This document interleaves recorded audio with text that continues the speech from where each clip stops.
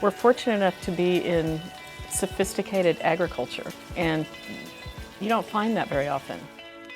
Healdsburg is the greatest place in the world to live. It's an amazing combination of art, science, and nature.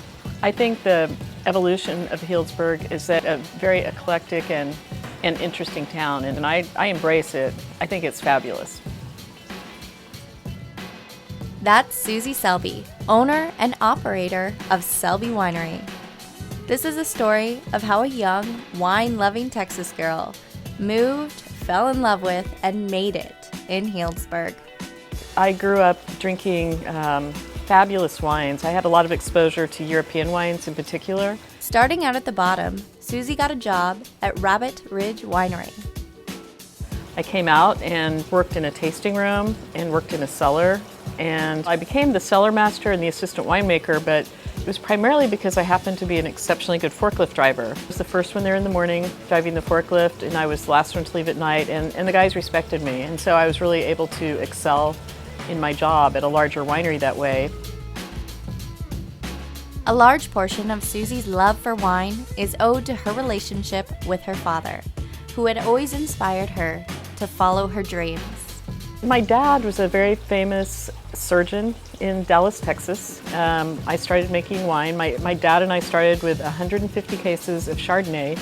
Sadly, my dad passed away in 1997 and really never realized what he wanted to do, which was move to California and be part of a winery, but I decided to hang in there. You need some adversity to appreciate the good times. I think that's extremely important. From the bad to the great, Susie and Selby Winery have had some amazing fortune and were recently honored with the Sonoma County Harvest Fair Award for Best White Wine. Now, over the years, I've been very fortunate. I've made wine for athletes. I've made wine for Robert Redford, who's always been wonderful to me.